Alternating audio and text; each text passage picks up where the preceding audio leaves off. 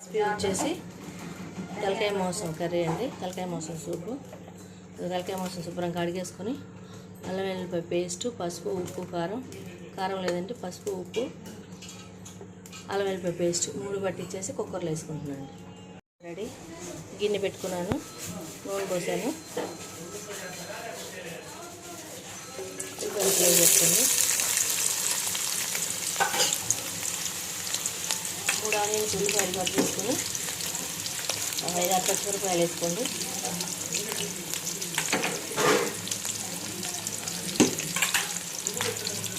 ఒక 6 పచ్చిమిరపకాయలు వేసుకోండి. తిప్పేసేయండి, మిక్స్ చేసేయండి. అందులో పసుపు వేయండి, 1/2 స్పూన్ పసుపు, ఒక 1/2 స్పూన్ సాల్ట్ వేసుకోండి. వేయండి తిప్పేసి పుదీనా వేసుకోండి. కొంచెం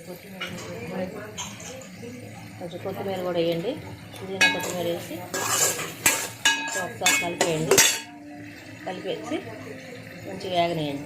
తలకాయ మాంసంకి ఇట్లా ఆనియన్స్ మొత్తం మంచిగా వేగినాయి చూడండి. ఇందులో అల్లం వెల్లిపాయ పేస్ట్ ఒక పెద్ద స్పూన్ వేసుకోండి.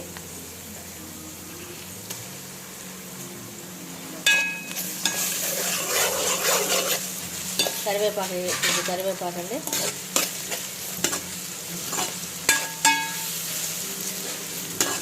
అల్లం వెల్లిపాయ మంచిగా మొత్తం కలిసిన తర్వాత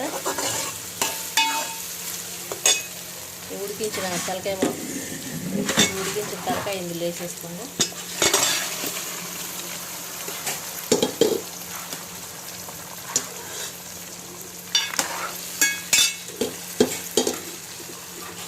మొత్తం మంచిగా కలిసిన దాన్ని తిప్పుకోండి.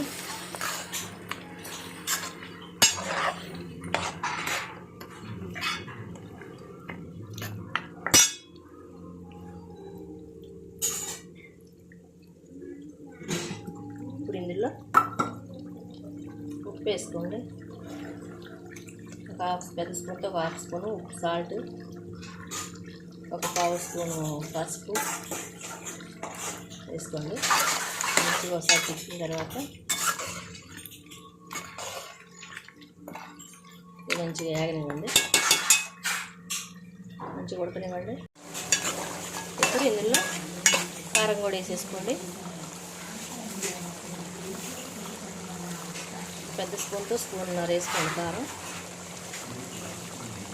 కావాలంటే మళ్ళీ తర్వాత వేసుకోవచ్చు.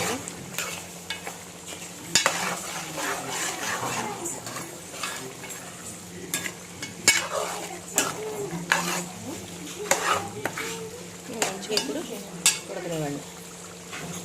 తలకాయ మాంసం ఇప్పుడు చూడండి ఇట్లా ఎగిరిపోయింది. ఇందులో వాటర్ పోసుకోండి. ఇదిగోండి ఇట్లా వాటర్ పోసేసుకోండి. నేనైతే 3 లోటాలు వాటర్ పోసాను. ఈ వాటర్ మొత్తం మంచిగా మరగనివ్వండి. తలకాయ మాంసం ఇట్లా నీళ్ళు పోసాక మంచిగా మరుగుతున్నప్పుడు ఇందాక పట్టిన పేస్ట్, కొంచెం గసగసాలు, జీడిపప్పు,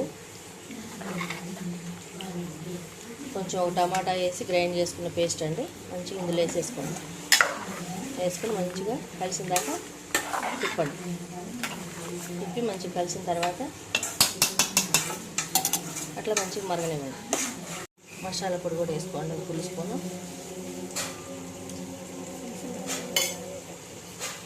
వేసేస్తే మసాలా పులుసుతో పడి కొంచెం ఇట్లా మంచిగా కలిసిన దాకా తిప్పుకోండి. తిప్పిన తర్వాత మంచిగా మరగనివ్వండి. తలకాయ మాంసంలో కొంచెం చింతపండు మొత్తం ఇలా చింతపండు రసం అందులో కొంచెం పోసుకోండి. టేస్ట్ బాగుంటుంది. మొత్తం ఒకసారి తిప్పుకొని మూత పెట్టేసి ఉడకనివ్వండి. ఇప్పుడు మంచిగా ఇట్లా ఉడికిపోయింది తలకాయ మాంసం. కొంచెం కొత్తిమీర వేసుకోండి. తలకాయ మాంసం రెడీ.